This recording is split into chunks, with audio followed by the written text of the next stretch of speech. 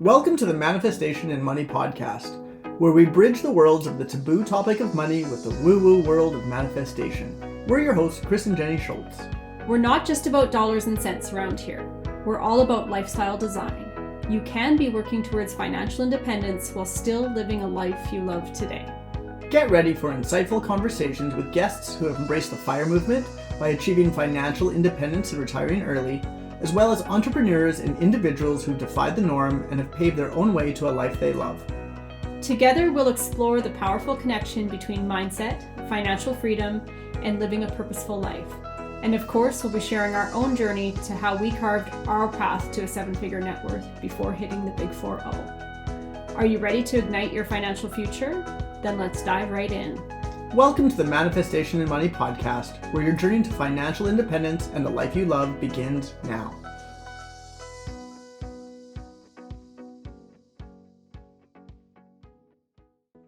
It's Jenni here, and my guest on the show today is Rebecca Nesbit. Rebecca is the woman behind the CEO Crowd and is a passionate supporter of female entrepreneurship. She is not shy when it comes to sharing her money story of how she dug herself out of debt and onto her current journey of empowering women worldwide in building their businesses and uniting them for a greater purpose. Welcome to the show, Rebecca. Thank you for having me. I'm ready to play with some fire. I know, playing with fire. That's what we do around here. So can you please share with the audience a little bit about you and your business? Oh, so I'm sure you've already said, but my name is Rebecca Nesbit. I run a business called the CEO Crowd, and right now, our main focus is really growing in community. I started out my entrepreneurship journey in network marketing and then subsequently chose a different path. I don't think it's bad or wrong. It just wasn't right for me. And after network marketing, I was really grappling with what do I do next? And it took the pandemic and a whole lot of work to discover that high ticket coaching was where I was at. So I started doing one-to-one and group coaching programs, and subsequently have transitioned into, I now have my full focus. I still have my one-to-one clients, and I'm very fortunate that we have a really high rate of renewals and that they're just the coolest humans you could ever wish to work with, you know. But our main focus is on our membership for female entrepreneurs. So that's a little bit about me and a very fast synopsis of our business journey. Lovely. And now you had mentioned prior to me that 2016, so this is, we're going back before the pandemic now, was a major pivot point for you. So can you please share that story with us? Oh, girl. Okay. All right. We're going there straight away. I love it. I love it because 2016 was really pivotal because at the time it looked like on the outside that I really had it all, you know? I had checked a lot of boxes that society wanted me to check. I had a good job. I was living in Scotland at the time. I'm now in Texas, but I was living in Scotland at the time. So we don't have to worry so much about healthcare as a benefit, but other benefits that were really important were how many days off you got. Did you get flexible working? Did they offer you opportunities to travel? Things like that. So I had really great benefits with my job. I had a partner at the time who was in his own right completely wonderful. We had a dog, we bought a house, everything was going good, you know, from the outside. And on the inside, it was so interesting because I didn't realize how significantly unhappy I was in this search of how do I tick that box? How do I find the human I'm meant to spend the rest of my life with? How do I buy the house? How do I do all these things? How do I level up in my job? I was constantly like outwardly searching for the next thing. And one night I feel like it dawned on me while I was in this process, but what I understand now is I was watching a TV show, and I don't know if you've ever seen Pretty Little Liars. Have you ever seen Pretty Little Liars? Mm-hmm. Yeah. Okay, so for anyone that hasn't, it's a teen drama where, of course, only the teenagers can solve the crime. Like, it couldn't be a responsible adult that's like, maybe we'll just get you all new phones because this person that's texting you is terrifying, and we'll call the police, you know?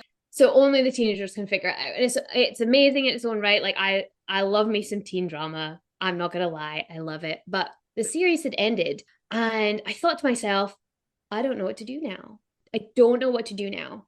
What do I do next? I felt like I had lost all of my imaginary friends at the time. And yes, 2016, I was not 2 years old. So I still had imaginary friends. But I was so in these people's lives that I thought, oh my gosh, this has been pulled away from me. and there's no next season. It was the last episode. And I thought, what do I do now? And I couldn't emotionally commit. And this is genuine when I reflect on it. I couldn't emotionally commit to another TV series. I was like, it's like I'm grieving a loss. And it sounds very dramatic and very privileged. And that's accurate. It absolutely was. But what I understood in that moment was I cannot watch anything new. I can't involve myself in a new teen drama because there were plenty. I mean, Vampire Diaries exists. There was options. And I thought to myself, I'm just going to watch a documentary. And this guy shouting came across my Netflix screen. And that guy was Tony Robbins. And the documentary, I don't know if you've seen it, Jen, Tony Robbins, I'm Not Your Guru. Yes, I have. Yes. That if that didn't come into my life, I don't know how different my life would be. And it is very, very true. And I know it sounds cliche, but that documentary changed my life. Because what I realized in watching that documentary is I realized I'm not happy. All of the success I have is outward. I don't really have anything to show for it apart from all these things, but internally, I just have nothing. I feel so empty. I feel so lost. I'm so confused. I don't know who I am. And these people look like they're having a way better time than I have had in my life. Even when I'm celebrating, popping champagne, like I bought the house, woo. Even when I was doing that, and I just thought, I am so unhappy, I cannot even. So I made the decision to just watch documentaries. So I started watching documentaries and I started to get a little bit more confidence. I started to change the way that I live. I changed, it sounds really silly, but I changed my diet and I changed all these things. And the people around me were like, why are you weird now? Like, what's different? And then I left that relationship. We sold the house. I traveled many parts of the world and I'm very grateful for those experiences. But also to come back to why we're here today, I got myself in 5 figures of debt. And I returned home with nothing after having bought the house and done all the things. I returned home after a house sale that had made a lot of money, nothing, tail between my legs, all this debt to pay off. It was the worst. Like I get goosebumps because I know the ending's good, but at the time, it was the most destroying experience, but destroying in a great way to build something new, That was kind of like your rock bottom point in a sense. Like I don't think you can see it when you're in it, and then you reflect on it and you're like, oh, she was dealing with a lot. I'm really proud of her. So that was my 2016. So like listening to that story, that was a pretty big switch that you flipped from going to being complacent in your day-to-day life to being like, ooh, who's this Tony Robbins guy? And then standing up and taking charge of your life. So was that transition kind of immediate for you or did it build over time?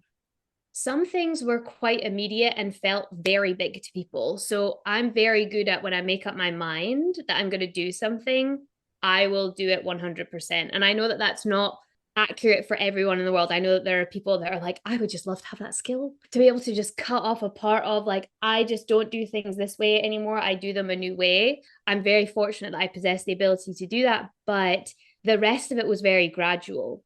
Like it was okay, I'm going to make this small decision to just watch documentaries instead of another teen drama.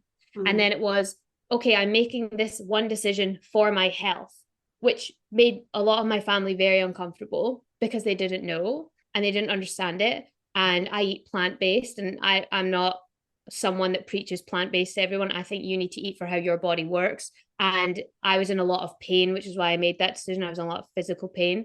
And when I made that shift, no one really knew what plant-based was. Vegan wasn't big, especially not in a small island in the middle of the North Sea. It really wasn't big there. So I made all these little decisions that felt very big at the time, but actually it was a series of, I'm doing this for a purpose. I'm going to just develop this as a new habit. This is my next thing, Yeah, well, that makes sense. So you did a bunch of traveling. Is that what caused you to go into debt, or were there other habits or life events that kind of spiraled you into that debt trap? I think that if I was to give an overall blanket statement for any debt I had accumulated in my life, whether it was then or whether it was after that, I had a period where I fell into debt again. And it's just trying to buy happiness. That's the habit that I would find myself in. It wasn't even because I couldn't say it was just travel, because there were other things that weren't just travel. It was the extra cookie because I wanted it. It was, I'm going to go on a night out with my girlfriends because I want to. And I don't think that those things are bad or wrong. I just think that the habit that I'd got into was buying happiness, and equally was trying to escape from myself. And sitting alone with my own thoughts was very terrifying at the time. Because I think for a lot of people in debt, and I would love your thoughts on this, Jen. Oh my gosh, I would love that. When you're alone and you're in debt, a lot of your thoughts are, oh God, I'm in debt and I don't know what to do. I don't know how to get out of it. And if you sit with those thoughts too long, then it's such a defeatist attitude and it can really wear you down. I heard a saying recently that was, in your head, you're dead. Like it feels like there's no way out when you're in your own head and you're problem solving with yourself without like an outsider perspective or without like any other input. You can go down a pretty deep, dark, narrow tunnel without seeing a way out. And from that, you had said, okay, you know what got you into debt looking back now. And I think so many people can relate to buying happiness. Wow. Like I bet people are listening to that going, I've been there. I've done that. And then you propelled forward. And I know you've gotten yourself out of debt now. So can you share some strategies that you've used to get yourself out of debt? Yeah, absolutely. I think that first of all, there has to be a catalyst. I think we all need a reason why we do anything. And everyone's driven by the concepts of pain and pleasure, right? And when it comes to debt, then the pleasure we usually get is from spending money, and the pain that we get is from the lack of having money. So I think that one of the strategies that I needed was that mindset shift of there's a bigger purpose why I'm saving this money or I'm spending this money. You know, if I was buying happiness, was it because I really wanted that experience and it would bring more joy, not because I was empty, but because it would bring more joy? That's like, cool, good investment for you. But then reframing and saying, if it's just like the extra cookie because it's there and it's $6 because you're at Starbucks, then it's like, oh, I probably didn't want that and or need that. I just thought at the time, maybe I need energy. So I think it was reframing many decisions in my own mind was very helpful. I also went through a financial training with Dave Ramsey, and, you know, say what you want about him. That's a lot of the tactics that I used at the beginning. I now see that there is a way where I can have both. And I think I've come to a place of balance now where it doesn't have to be, I don't know if you'd call this lean fire, but it doesn't need to be, you know, there's no joy in your life, like literally wear the same clothes for 3 years and go super intense with everything and only do those things.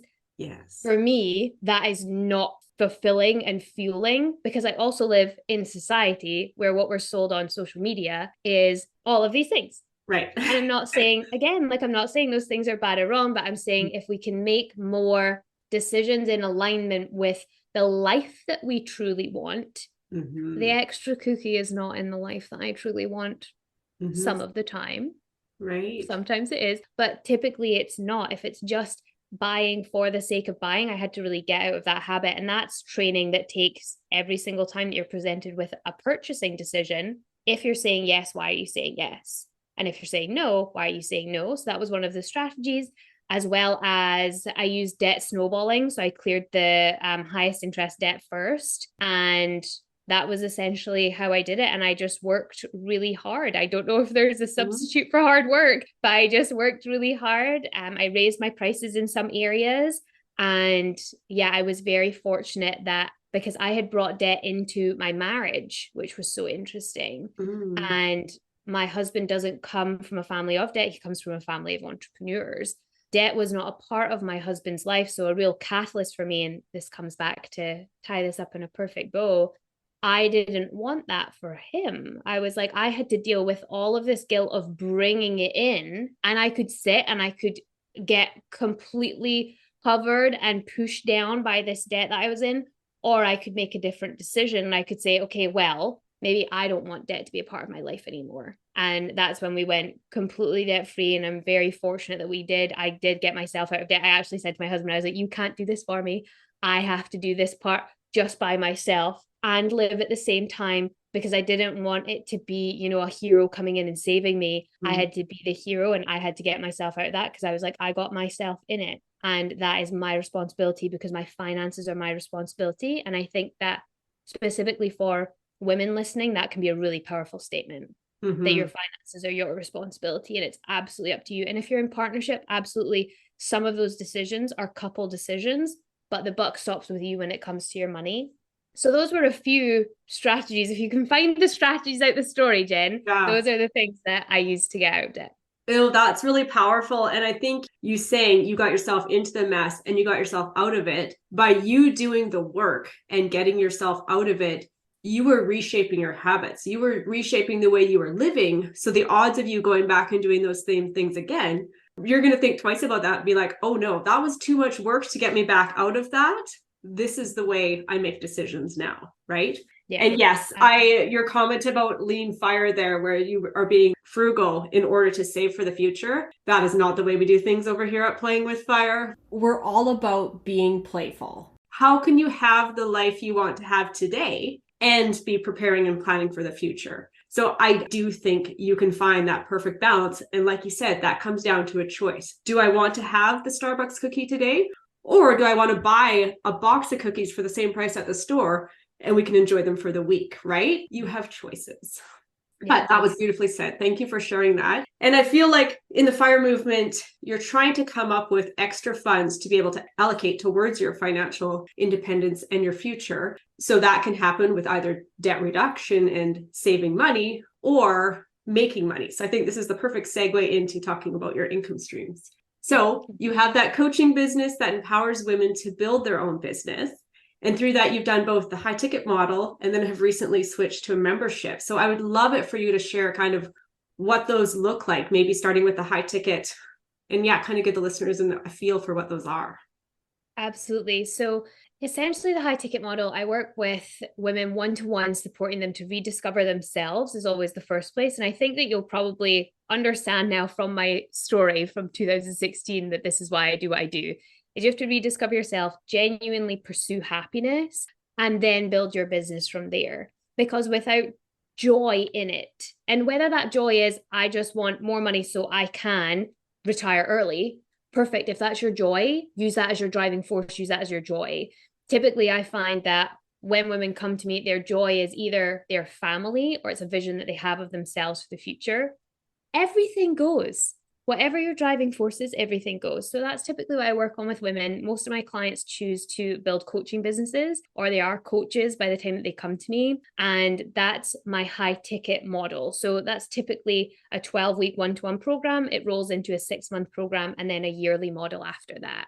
I've run occasional group coaching in the past. So I've done sales programs. I love me some sales because I love me some money. And I think more women need to be saying that, Jen. And I am grateful for you and what you do, because I think that's such an important part of a business that a lot of people miss out. A lot of my programs for business are sales heavy, and for good reason, because that's usually what people want to know. That's what they want to learn how to do. So we give it to the people. I've done other group coaching programs that have been more around mindset. I've done little pop-up workshops around, I did a confidence cash challenge, which I feel like you would have been like, yes, love this. I did a genuine, just a confidence challenge called Cranked Up Confidence. So I've done a few different things to kind of test out what felt right for me. And I think that that's a big part of business for me is I'm going to create it. I'm going to test it. Does it align? Does it align with my audience? Does it align with me? Now we've shifted into a membership model, and it is my full focus. So that's what we do now. And the membership, but the reasoning behind shifting to membership. And I think that this is probably something that I feel like if Chris was here, he would totally get it. And I'm sure you do too. But I'm sure I've heard him speak in the past that he wanted to be home with his kids. I'm accurate in saying that, right? I've definitely heard that Chris said that. Yeah, definitely. Cool. So you all want to be home with your kids. And I thought this high ticket model doesn't have the time leverage that I'm going to need in 2 to 4 years' time. So I can continue to build high ticket and do very well and spend a lot of time doing that, or I can shift to a model that's more flexible. And fortunately now, with how we work with our money, with our budgeting, then we can do that now, and then we don't have to worry about it in what I'm labeling 2 to 4 years, but I feel like we'll be much faster than that. So if we can shift the model now, financially for us, that makes a lot more sense. So that's what we've been doing. And our membership focuses on female entrepreneurs. We bring women together to connect and to collaborate. We believe that everyone can be an entrepreneur. I'm sure just like you believe that everybody can make money. Everyone can do this, whether you're an entrepreneur, whether you're asking for a raise at your job, like everyone can do what you're sharing through the tools that you're sharing. So that's what we do. And we do it with the biggest heart of our community, or part of our community is the heart of our community. And it's the women that are there and that are showing up. We do a lot of co-working, we do masterclasses, all the fun things you'd find in a membership. But the reasoning behind it is because we are looking for a different lifestyle now, because we're fortunate that we've built up the income to such a level that we can have that flexibility of choice. And that's what we're doing now. I love that so much. That makes my heart so happy, because I think that is the basis and the foundation that we should all be building our life from. I've got young kids, they're in elementary school. There's going to be years before they grow up and can go out into the job world or make an income for themselves. But if you could just have that lens, and I wish I had this when I was younger, of what kind of lifestyle do I want to have? And then find the income stream that matches that. We are so ingrained that, oh, you graduate or you go to school for a degree and you're going out to get a job. That is just ingrained in us, instead of, what do I want my lifestyle to look like? And will this job support it? Will it give me the days off that I want? Maybe I only want to work seasonally, and maybe I want to take off for the winters and go sit on a beach somewhere. What is the lifestyle you want, and how can you fit the income into that? Like, I think if we could just have that reverse perspective, there'd be a lot more happy people out in the world. 100% agree with you. So what is your biggest piece of advice for other people trying to break away from the status quo and carve their own path to financial independence? That's such a good question. And I think that I'm leaning towards look at your numbers often, and more often than you may think. So one of the biggest tools I would say that I've taken away in this finance journey is that myself and my husband, when we started our first financial program, then they said you have to look at your numbers every week. You have to look at your numbers every week. So we did that. And then it meant that as a couple, we developed really great communication around our numbers. So I think for the couples out there, so useful. But equally, I want to say, if there's single people out there, I still look at my personal numbers and my business numbers every single week. And we come together for a monthly budget meeting, myself and my husband. But I think that for me, because I'm the one that struggled with finances, my husband, not so much.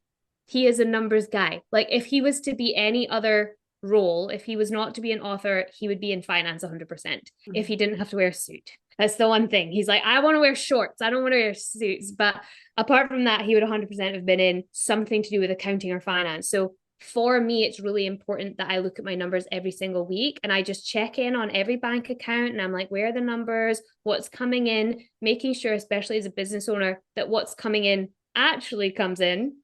Because I know so many business owners that are like, I have this invoice and it's sitting here and it's like $3,000 and I haven't sent out yet. And you're like, you're sitting on $3,000 and you haven't asked for it. So I think that's why it's really important to look at your numbers more often than you may think. And it's not always the most enjoyable piece of advice. Something that I do, I have it in an app. I use an app called Todoist to remind me of everything. And every Friday it pops up and it says money party.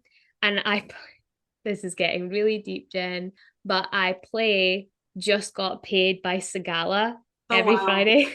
Because I'm like, that's my money song. So I'm going to play it and I'm going to look at my numbers, and it just brings me so much joy. So if you can bring joy into this journey that you're in with your finances and look at your numbers a little bit more often, that would be my best piece of practical, tactical advice. Absolutely. That is amazing. And what is the biggest advice, or is that the biggest piece of advice you have for someone who's trying to create a lifestyle that they love? Well, I think that the real richness of life is how you choose to live it and who you live it with. I don't necessarily think that it's a number in your bank account. I think the number in the bank account is important because it gives you the opportunities to do all of the things that you want to do. But I think that my biggest piece of advice, if you're trying to create a lifestyle that you love, would be to try many different things, to decide what that lifestyle looks like for you. Because just like you said earlier, and I know this about you, Jen, because you shared it with me, You know, you may want to, in the winter, you may want to go to some tropical island and sit on a beach under a palm tree, and that's beautiful if that's the lifestyle that you want. There are other people, oh my gosh, my husband, bless his soul, the heat in Texas drives him bananas. He should have lived in a cold place, but he lives in Texas. I feel like Texas is all my good karma. That's what I think. But that's the lifestyle. That's part of the lifestyle, is where you live and what you spend money on. And I think that as well, another thing, and this is what I try and impart on anyone that I speak to, is your life doesn't have to be Instagram worthy for you to be happy. Ooh. So the lifestyle that you love may not look like it does on Instagram. Because if I look at a lot of female entrepreneurship, it's like people are so glossy, and I'm like, how did you do it? I am not that glossy. And it's probably because I just came in with my ranch boots on, and I've just like been checking on some cattle, and that fills me with joy. Living in the middle of nowhere, unsurmountable amounts of joy. But what I see on Instagram is I should live in New York. In a penthouse suite and have like a helipad, and I should have my own helicopter as well as my own jet. And you know what? Those things would be so cool. I'm not saying no, but that's not necessarily the lifestyle I want, because actually what I want is to be able to go outside first thing in the morning at first light, hold hands with my husband, put our feet on the ground and do a breath work and not hear a single other human being in this world. That's my joy. So I would say if you're trying to create a lifestyle that you love, make sure that you love it. I can't think of a better note to end it on than that. Thank you so much for being on the show with me today. And I would love for you to share where listeners can connect with you and get more of your wisdom. Absolutely. Please feel free to come connect with me at the CEO Crowd on Instagram, or you can go to our website, www.theceocrowd.com. Thank you so much, Rebecca. I really enjoyed our chat today. Me too. Thank you, Jen. Thank you for joining us on another episode of the Manifestation and Money podcast. If you enjoyed today's conversation and want to continue your journey to financial empowerment and creating a life you love, be sure to subscribe, rate, and leave a review.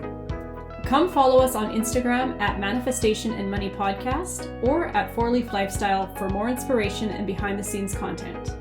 Remember, your life is yours to live. Your financial freedom journey is as unique as you are. So hop in the driver's seat. It's time to create the life of your dreams.